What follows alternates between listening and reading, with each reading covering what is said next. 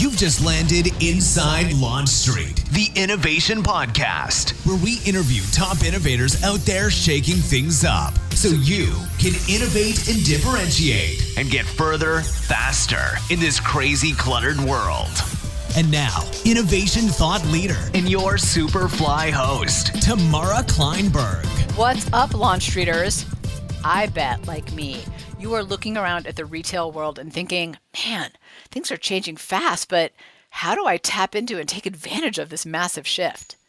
Well, I got you covered. That's what today's guest, Matthew Bertulli, shares with us. This was a truly fascinating conversation about the massive shift in commerce and how it's killing the big dogs and presenting these huge opportunities for the little guys, people like you and me. It's a complete change in our perspective. So Matthew Bertulli is the co-founder and CEO of Demac Media, an award-winning commerce agency serving mid-market to enterprise merchants with online and in-store technology products, and to date helping process more than $500 million in online sales. He's also created and or acquired his own brand, so he knows what it takes to drive growth. It's kind of why I wanted to talk to him. And especially he knows how to take advantage of this even playing field. Then, once you decide to take advantage of these shifting times, I want you to take advantage of our awesome free video tool, the secret to getting buy-in on your ideas. You know, it's one thing to have an idea, and it's another to move it forward. And for that, you need others to follow along. Just go to the show notes and go get that tool. Totally encourage you to do it. All right, time to dig in. Matthew, I am so intrigued by your area of expertise, so thank you so much for joining me today. No, it's great to be here. This is very exciting. All right. So I have so many questions around retail, and I think there's so many big things happening and shifts when we think about the retail environment. So I'd love to just out of the gate hear from your perspective what you think some of those big shifts that are happening right now in retail that we should all be paying attention to. Yeah. It's funny. Retail is this sort of, some people tell me it's a rather boring subject, but I'm like, it's like the economic engine of the world, right? Yeah. So it's physical stuff. And there's a bunch of things happening. And I think that I talk about them a lot. And I think they're all technology led, right? And that the big one, the one that's sort of starting it all off is that like digital technology as we know it is making it so easy for brands to get in front of customers and bypass the traditional supply chain. And the average consumer doesn't know this, right? They don't know all of the little steps and hops and touch points that products take before they wind up in their homes. But they'd be shocked to see the complexity of it if they ever looked behind that veil. And that, wholesale and distribution and supply chain is just grossly bloated. Because of that, you've got brands that are getting in front of customers now. Like the one that shocks me is, I heard numbers recently about Northface, like they make winter gear, and like, I think 10 years ago, 0% of their revenue, and this is a multi-billion-dollar company, 0% of their revenue was sold direct to consumer, and I think today it's 40%, full zero. And I think the impact of this is monumental, right? Like it's when you hear about retailers shutting down stores and going out of business, like you hear Sears going bankrupt, and I mean, there's going to be like 8,000 store closures this year in the U.S. alone. Or more, actually. This is a big driver.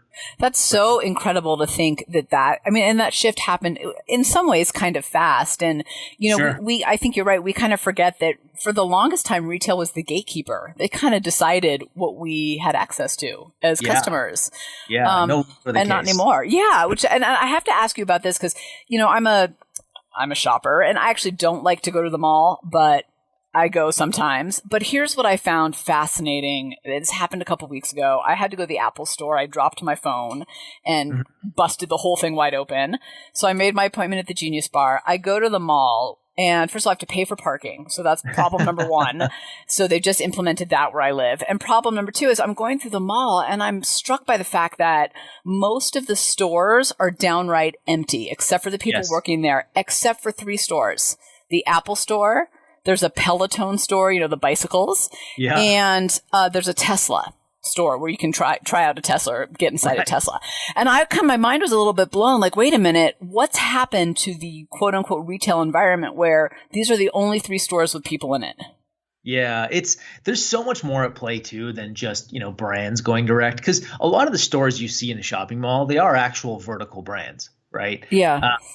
They're not just like, put it this way, the retailers that rely on selling other people's things, like some multi-brand retailers, your department stores, Like for a example, Sears or a Macy's yep, or a or Nordstrom. Target even. Yeah, Target, Walmart. Like, I mean, Walmart's so damn big. They're more of a data company. They are a retailer. But, Yeah. a lot of these retailers that sell other people's stuff, they're struggling more than anybody else. The brands have profit margin or gross margin to lean back on, which is why they want to go direct to consumer, because they get more of the pie if they do so. And then, I mean, ultimately, there's also this other thing. Like, there's two other big ones, which is, everybody always focuses on Amazon and how much power they have and how crushing they are to the retail world. And they really are. Like, we cannot underemphasize how big of a weight they are on top of retail. But then from the bottom, you've got, 500,000 new brands springing up out of nowhere because it's so easy. And the barriers have come down, and people were forced into entrepreneurship in the last financial crisis. So you got 500,000 brands and companies starting up, getting in front of customers, their like little slice of the pie. And all I keep thinking is, my God, if you're all these monsters, these monster retailers and these monster CPG companies that have just had your run of the world for the last few decades, you can't even see these little guys, and they're absolutely taking a chunk out of you. Yeah, you bring up a really important point. So I want to dig into that a little bit more. As an entrepreneur, how should I think about this? Because you just made a huge point that I hope launch readers are paying attention to, which is you have a chance to take on the big guys in a way that you definitely did not 10 years ago. No. So how should I think about that as an entrepreneur with some, whatever the product is, whether it's a consumer good or something else? Yeah, I mean, it's not just consumer goods; it's across the board, right? It's Yeah. B2B, like even if you're an entrepreneur and you have a product, any kind of product, and you don't want to sell consumer, great, you can sell to retailers. That's easy too now, and that used to be this, the gatekeepers would be these big wholesalers, and I've been in this business long enough that like wholesalers were just as bad as the retailers. They only wanted product that was quote unquote hot, and that they could easily sell. Yeah. And they had to do nothing to get that sale. Right. That's because shelf space matters to them, right? They want you to prove that you can turn before you even get there. Right. So like basically like I frame it all as the day of the order taker is gone. Mm-hmm. And that is amazing for entrepreneurs, right? Because the average entrepreneur, the true entrepreneurs of the world, they are creative thinkers, they're critical thinkers, they solve problems. And what's happening in retail right now is just like, I look at it like the world's biggest opportunity of this generation, because, the last time there was a retail shift was probably 100 years ago, or maybe longer. And we're sitting in one now. So getting your product or your idea out into the world and finding your customer, there's never been a better time for that. This is going to sound like a tangent, but I swear, Matthew, it relates. I was having a conversation with someone who said, have you seen, I think they're Diamond and Sparkle. They're these two women that have they do live Facebook shows, and they've got advertisers and all this stuff.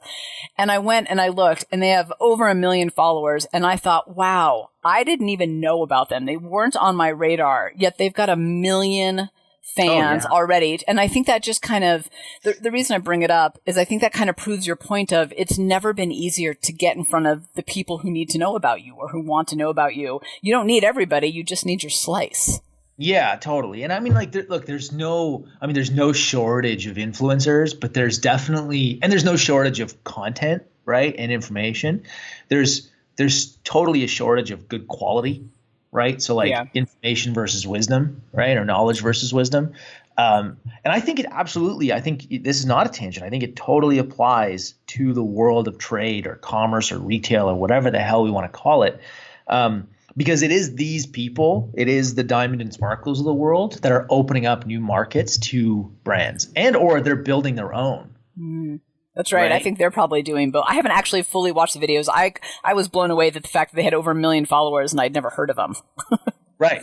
Yeah. I mean, like the biggest story of commerce this year would be Kylie Jenner, right? Uh-huh. She launched her own makeup brand this year, and I think like in the first 3 or 4 months did an obscene amount of revenue. And you're talking about like she on her own is she's just a brand, right? She's a media company unto herself that is using physical products as a form of monetization. So I think you're going to see more and more of that too.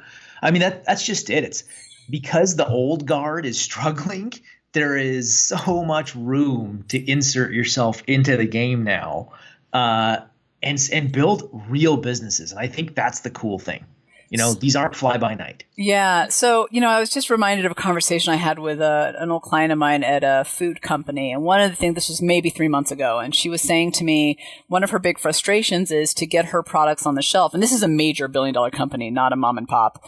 She was saying, one of their biggest frustrations is they have an 18-month cycle. So when the sales teams go out to the big box retailers, to the time that product hits the shelf, it's 18 months. And all I could think was, oh, that's 18 months that I could totally one-up you in the marketplace. Yes. While you're waiting. So I'm curious from your perspective, given all of this is happening and the big guys are struggling to just keep up with the change, how can I as an entrepreneur take just incredible advantage of the situation? Because I think you're right. It's the time for opportunity. Yeah. So I'll tell you one thing I'm doing right now. And it'll completely line up with what you just said about that big food company. So I've realized the same thing, right? That the buying cycles for retail have historically been really long. That's across all verticals. Fashion for the longest time, anything in apparel, they were like 12 to 18 months out all the time. So whatever they design today would be sold next winter. I mean, crazy when you think about that. Right. So like Zara is a perfect example of somebody who shrunk that to 30 days. And then what I've done is one of the brands I own is a compostable phone case company called Pela, P-E-L-A case.com. And we are a digital born brand. We're a vertical brand. We make iPhone cases out of a material that biodegrades, right? So it's rather innovative and novel concept. It's super environmentally friendly. We've got our fans. But what we are doing is I'm looking at the retail buying cycles and I'm thinking, geez, I make this product right here in North America and I can turn it around in weeks, which means that if a retailer needs stock, they're not having to place orders 10 months in advance. I can get it to them in 2 weeks. I can make more, right? I own the facilities. We own the equipment. Like we can go direct and we can go right. Like not only can we go direct to consumer, but I can go right to a retailer and I can say, that giant pain in the ass of a supply chain that you have? I can get rid of it all. And I'm not, but am I a $2 billion OtterBox? Absolutely not. But I am way faster, right? And that is huge for retailers right now. That just goes to what a great story. And let's make sure we put that link in the show notes. I think Pelacase.com is what you said, right? Yep. Yeah. Yep. So, I mean, what a great example, of a really innovative product. I have not heard of something else like that out there, but I also love, and launch readers, we're the only ones. Launch readers, I want you to pay attention. The innovation's also in his business model and taking advantage of the fact that he can go to market fast and making that, correct me if I'm wrong here, but that's a huge competitive advantage for you over the competition of other cases that they could stock. Absolutely. Yeah. Because you got where I think that the subtle thing there was we're making the cases locally. Yeah. And while that definitely has lower profit margins than say doing what everybody else does, which is go to China and order things in large quantities, there's two big benefits there, right? One, I can go faster and I can turn inventory around on a dime. So I'm not waiting months and months for containers to come in. Right. And two, I'm never sitting on a large amount of inventory on my balance sheet. I'm only ever moving what I need to move. So I'm turning faster. You don't have to give anything proprietary away, so stop me if this isn't appropriate, but are you 3D printing? How are you turning around so quickly? Straight up old school injection molding. Oh, interesting. Same thing there. Now, are we experimenting with 3D printing? Absolutely. We're always looking for better and faster and cheaper ways to make the product. But we came to this realization that we're willing to give up on the margin of outsource and cheap stuff because the trade-off there is trade off the cheap stuff, gain back speed and a lower capital requirement to scale the business. So it's still, I mean, anything physical stuff requires more money, more capital than, digital goods where it's just informational or service, right? There's just no question. All I kept thinking, like, there's got to be a way to challenge that, right? And the assumption in any of these businesses is that you need to go on Alibaba or AliExpress and you need to go to China and you got to get stuff cheaply made, which means you're making large buys, which means you better be damn sure that you can sell them, which is why there's all these little Amazon startups and Amazon private label companies. And we're the complete opposite. We're just starting to sell our products on Amazon, right? Yeah. I do that. It's funny. I think that there's a lot of innovation happening in manufacturing in the United States. It's just not old school manufacturing. Right. It's very different. And I think as entrepreneurs, we sometimes overlook what we can accomplish. And I think to what you are saying, I think your point is really powerful. And what I took away from that is you got to think about what you want to give up versus what you want to get in that situation. So do you want speed? Do you want cost? Do you want, which of those matters in your market?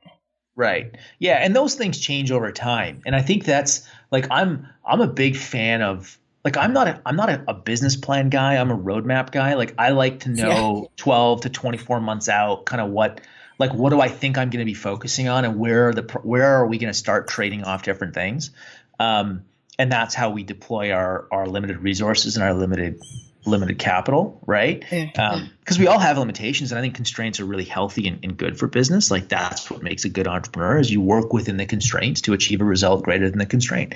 So I think like retail right now just happens to have a long history and loads and loads and loads of debt, like not financial debt, just like operational debt.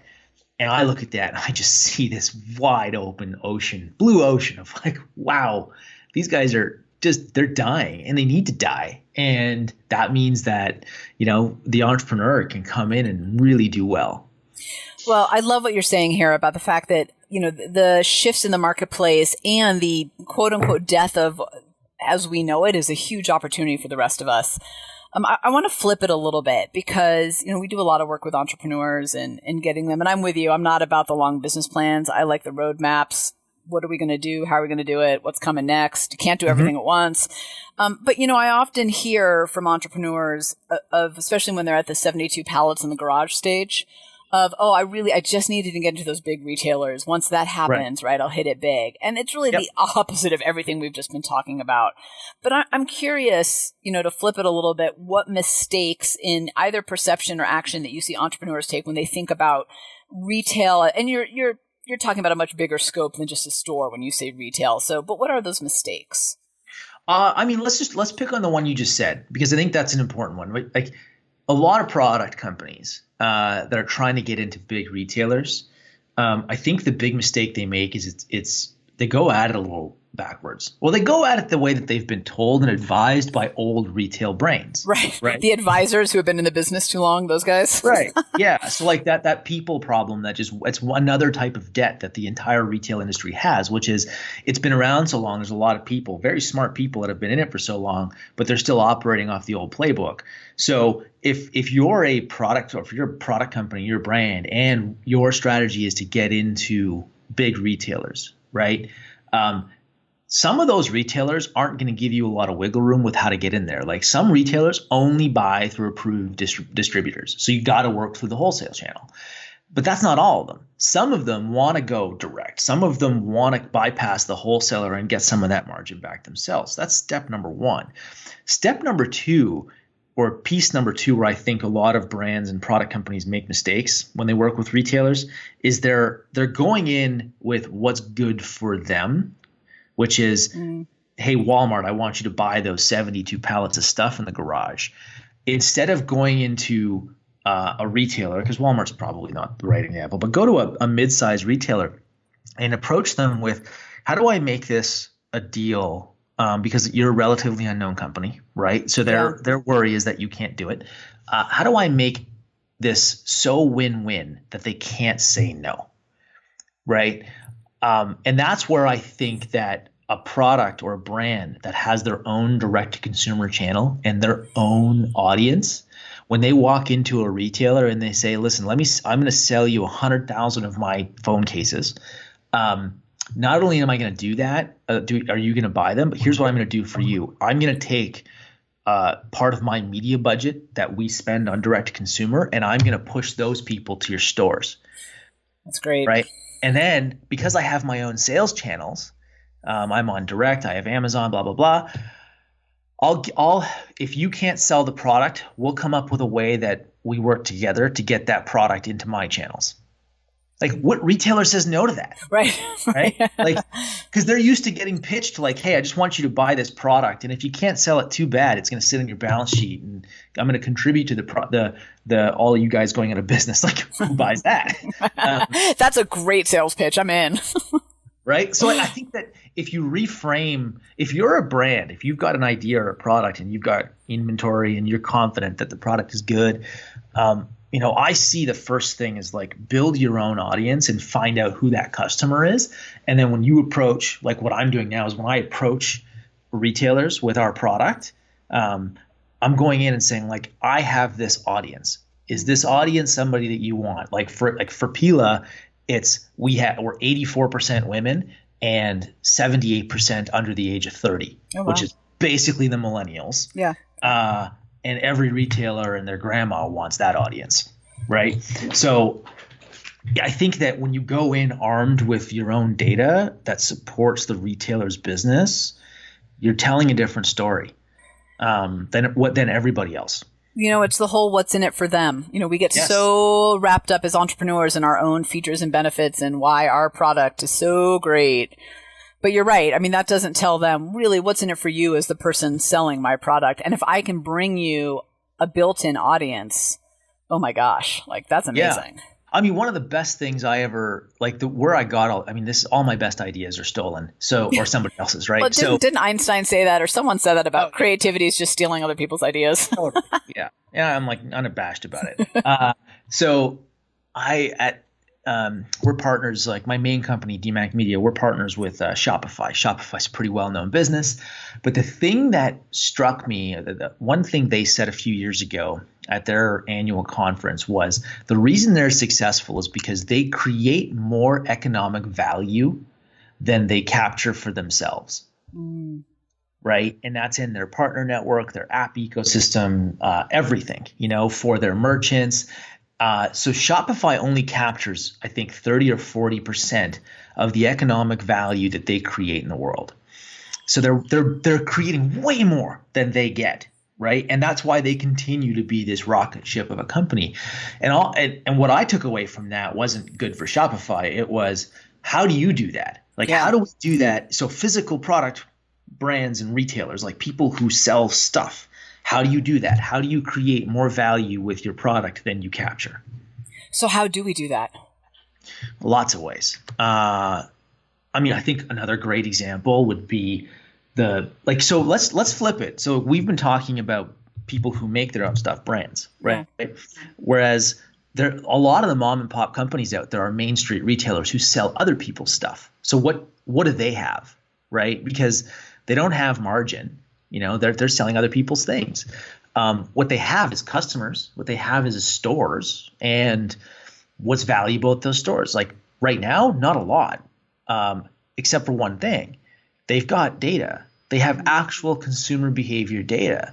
So why is it that retailers aren't turning around and saying, you know what? Like we sit on this valuable information, which is we can tell you, Mr. Brand, Mrs. Brand, how people interact with your product.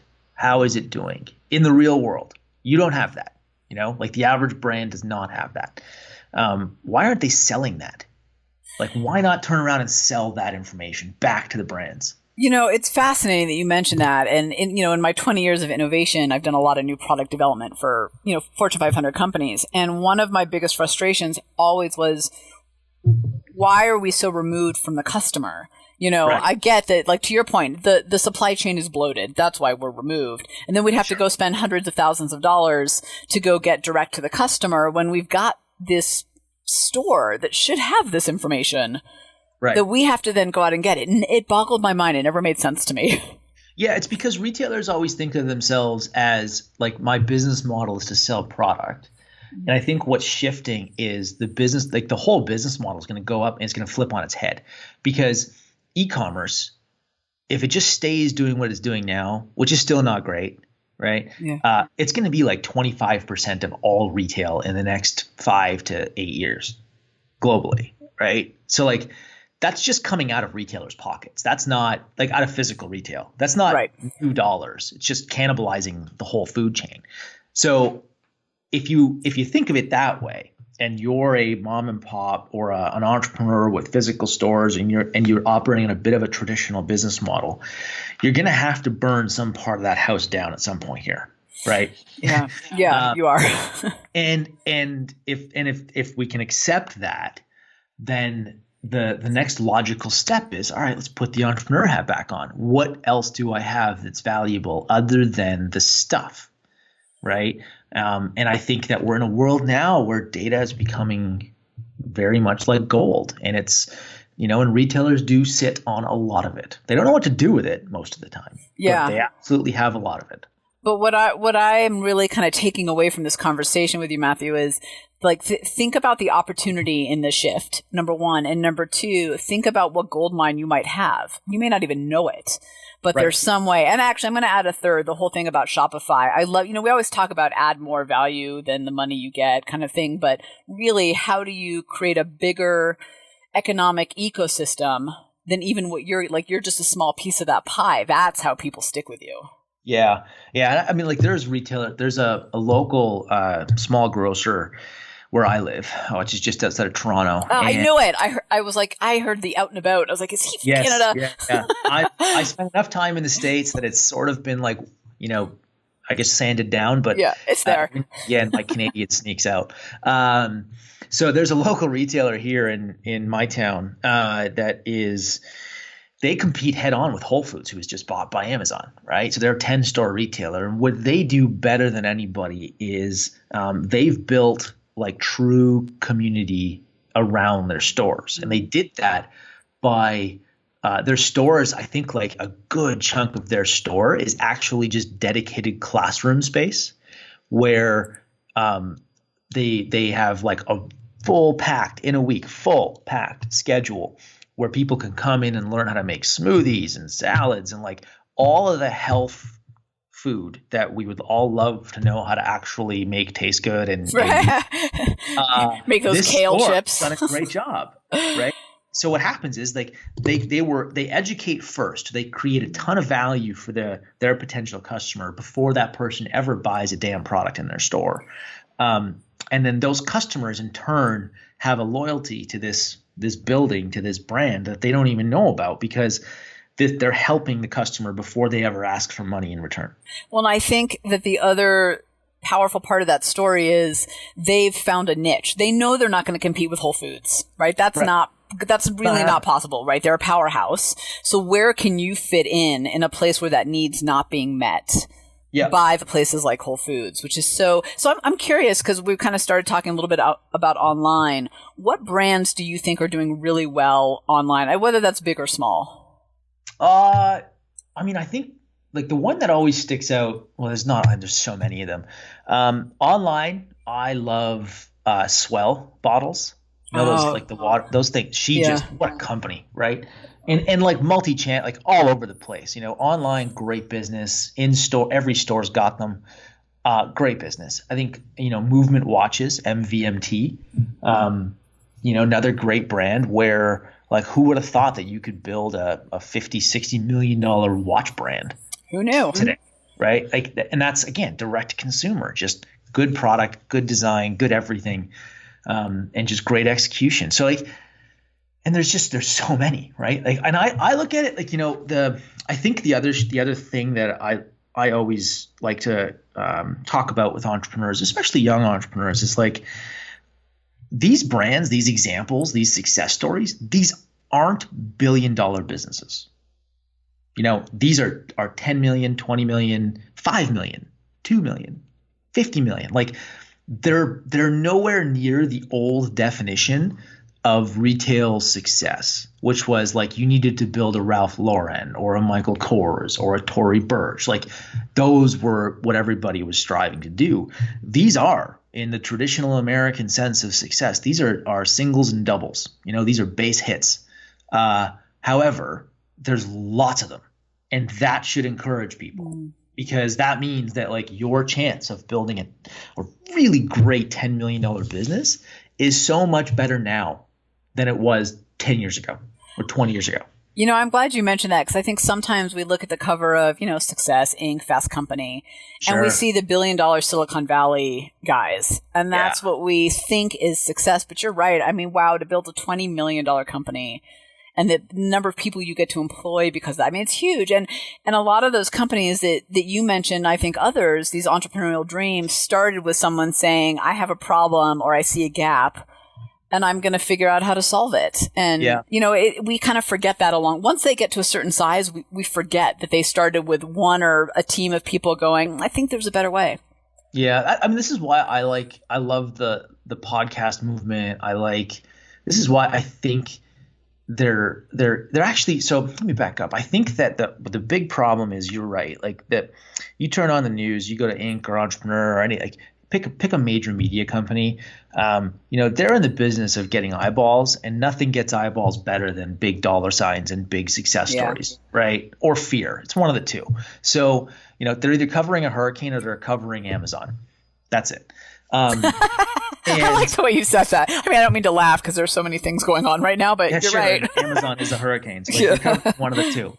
So and actually, I'm not at all picking on or just being insensitive to hurricanes. Like, not at all. Yeah. It's just that that's what media does, right? Absolutely. They prey on those two things. So, the podcast movement right now is great because it's exposing stories of these base hits, these $5 million companies, these $10 million companies, which makes entrepreneurship more real. I hate it when somebody tells me you got to be more like Elon Musk. I'm like, piss off. Yeah. There's one. No, thanks. There was one Steve Jobs and there's one Mark Zuckerberg and there's one Jeff Bezos. You can count them on two hands. So, but there are 10,000 companies out there, or hundreds of thousands of entrepreneurs that have really valuable stories. And they may not be the sexiest thing, but if you're trying to enable a generation of entrepreneurs to go out and build something for themselves that has impact, which is ultimately all we want, then what? These are the stories that inspire because they bring it back to earth. And retail's no different. It's the same damn thing. Yeah, I couldn't agree with you more. The number of people, and thanks to, I think, having a podcast, the number of people I've had the privilege of meeting who have built $5 million, $20 million, $100 million businesses in some way or another in a multitude of ways has really made me realize how possible it is for so many of us. And I'm not going to be wearing a hoodie on the cover of a magazine, and that's okay. Because I still get to make the impact I want. And frankly, I don't look good in a hoodie, so I'm not doing it. But, what would be the point of that? Yeah, right. That's just it. It's like I've always, the line I've always had at Demac has always been like, our goal is never to be the biggest. It's just to be ourselves, and it's to get our customers and have our business, have some fun while doing it.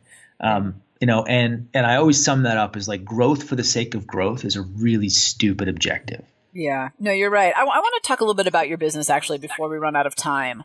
Sure. Talk a little bit about, I know we talked about the case, but the business you just referenced. Talk a little bit about what that does and why clients call you. Yeah, so we're your quintessential service business, right? So I started the company, company's called Demac Media, DEMAC media.com. Started it just shy of 10 years ago. I think we're coming up on our 10th year. Congratulations. Yeah. Hey, we're still alive. Started like that story of started it in my basement. My wife and I sort of built this thing up from the ground. And what we are today, sort of what we've always been, is we sum it up with one sort of line, which is we help merchants build and grow e-commerce businesses. Mm-hmm. So we do that through design, development, we've got a marketing team, and we believe so much in the process and in the industry that we've started and acquired our own brands, the phone cases being one of them, because we just see this shift, right? So for us, we're about 100 people now, somewhere around that, full-time people, multiple countries. We do business everywhere, and and it's funny enough, like as much as we're an e-commerce, quote unquote e-commerce company, I'm like, we're such a retail business. Like most of the companies we work with, they participate in some part of the retail supply chain outside of just e-commerce, right? And I think that's where we see so much room to grow, not just our business, but like everybody's. And we're very mid-market. Like we don't do anything with, like I stay away from all the giants because I find they're just slow and boring. Yeah. It's a slog, and the process to get approval is painful. Yeah. Whereas like, one of our sites, one of our brands, Snugglebugs, which is a baby store here in Canada, multiple baby stores. I love that name. Yeah, it's a great name, great brand. And we've been working together for almost 9 years. Approval takes not even 10 minutes, right? Like it's an owner, operator, entrepreneur who's building a great business that we've had a hand in and being part of. And we're grateful for that. But it is so refreshing when it's like, hey, we've got an idea. What do you think about this? Okay, let's try it. Or no, that's stupid. Like that. It's that kind of speed it's intoxicating. Like that's what everybody wants to do. Nobody wants to send paperwork up the food chain for approval. Well, and to what we were talking about earlier, you're doing it at lightning speed while, Babies R Us is taking 18 months to get a product to shelf. So, you got to ask who has the advantage in that scenario. You do. Yeah. So right now they've got all this power and might with their stores, and we're just like, we're biding our time. We're taking our customer. We're treating that customer exceptionally well. And we're in it for the long game. So like we know that over time, the way that retail is shifting is going to favor the small and the nimble, not the large. I think you're absolutely right. And, and I have to imagine your clients probably appreciate that you also have your own products that you're getting out there because you actually are doing it and know it. I mean, I think, in the consulting world, in my humble opinion, there's nothing worse than a consultant who's never done it. And they try to give you all this advice, but they're not out there actually doing it. And I think having your own products has got to give you a bit of an edge to say, well, we're doing it too, and here's what we're finding. Yeah, and I think it totally does. And I mean, I would be lying if I said it wasn't one of the reasons that we decided to go vertical ourselves, was to and to have our own brands. Part of it was we love it, and like I love it. I just love the whole thing. I've been in it my whole life, and the other part of it was totally that it's sort of a eat your own dog food. Yeah. And more importantly, it gives us such a rich amount of actionable information that we can go back to clients with and say, before we ask you to try it, we tried it on ourselves. What do you think? That's really powerful. Wow. This got a little bit of a personal question, but sure. I feel like you're up for anything, so I'm going to ask. I think you were talking about like you've acquired some products, you've created some products, and then you've got this big, B2B services business where you're helping other companies do it. How do you balance it all? Because I think, sometimes as an entrepreneur, we do have a bit of shiny ball syndrome, and we end up on these tangents, and we need to focus, right? People need to know what we're about in the marketplace on one hand. On the other hand, we're entrepreneurs, and it's ideas and that exploration and experimentation that feeds us. And it sounds like you're doing it really well, and I feel like sometimes I struggle with it. So I'd love to hear your perspective on how you're not only putting these products in market, but you're helping other people do it too. Yeah, I mean, I'm with you. Like, I think most days I feel like I'm not doing it well. And it is like juggling and balancing is tough. I've a couple of years ago, I think I got this from a mentor or an advisor of ours where, it came down, like everybody always says, like, you got to build people and, hire the right people and build teams and all that stuff. And I sort of distilled it down into, for myself, I'm actively trying to fire myself at all times. And what that means is, we're building a new brand or get a new client or, we're scaling up Demac, all I'm thinking about is like, how do I not do this? Like, what do I need to do, or who do I need to hire? And, at what point can I hire somebody to do this for me? And when I go, if this is the filter with which I approach everything, what that does is that leaves me room, or it's creating room for me to do the things that I really like to do, which then means that I'm probably pretty good at them. And that's where I should be spending my time because that's where I have the most leverage. So like Demac, for example, like I have a full executive team. They run the business. I am not a great operator, never have been. I'm a pretty good leader and I'm a pretty good entrepreneur, but I am a horrible operator. Well, I found that people who build are not the right people to manage. No, and I'm a terrible one. So and I know that. And I'm the same. So great management team, good leadership team. We have an exec coach. We've invested in these people. We continue to invest in these people. Like that's just what we do. Right? We've got education funds. Like that is money to me well spent because that just means that everybody is getting better as we go, which means that I have less stuff to juggle, which then means I can focus on some of those shiny objects. I think you also just got to get really good at saying no. Yeah. Like for the couple brands we have, I think we looked at, 100 and we're constantly looking at new ones. But to pick the couple that we go after, it's really difficult. Yeah. Well, and it has to be kind of in line with your whole mission and vision and kind of everything you're working towards. I cannot believe that we are out of time because I have so many more questions. We're going to have you back, but where can people go to connect with you and learn more? And we'll put the other links that we talked about in your businesses in the show notes, but where do you want people to go? Honestly, I just have like a landing page, simple website, Matt, M-A-T-T, Bertulli, BERTULLI.com.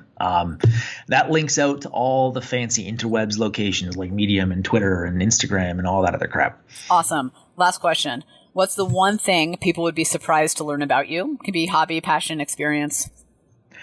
Ooh, hobby. My friends won't be surprised, but most people will. So I'm not actually a very risky guy. And but then my favorite thing to do with my time is I love like hardcore mountain biking, which has like this inherent health risk with it all the time. Yeah. Luckily, I've never broken anything or gotten too hurt. But yeah, I'm going on a week-long mountain bike adventure in the Rocky Mountains in Canada on September 24th, and that's a regular thing for me. So wow, it's funny to hear you say I'm not a risky person, and I take my life in my own hands going downhill over bumps. Yep. And yet in business, I'm like uber calculated. Don't like to make brash decisions. Have to plan everything. And that's what I do. It's sort of backwards.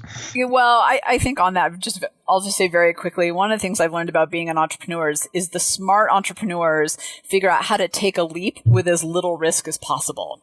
Oh, and, yeah. We often think, if you're an entrepreneur, you're all about risk, but it really is about how do you take that leap and go over that edge with as little risk as possible. Yeah. I mean, like if you look at the greatest of the great guys and girls, like take Richard Branson, for example. I think he is masterful at managing downside risk. Yeah. What is it with his airplanes? I think I might botch up the story, but basically it's something like in his first planes, he actually had the opportunity to give them back should it not work. So how brilliant is that? Start of an airline without having any liability. Like, that's genius. Right. Exactly. So Matthew, this has been fantastic. I've taken copious notes and I've no doubt that our listeners will as well. So thank you for joining me. No, it's been great. Thanks for having me on. Thanks for hanging out with us inside LaunchStreet. When you're ready to take your game to the next level, join the thousands of others that are upping their innovation edge on GoToLaunchStreet.com, the top online education resource and community platform for innovators looking to use innovation to get measurable results. Go to LaunchStreet.com.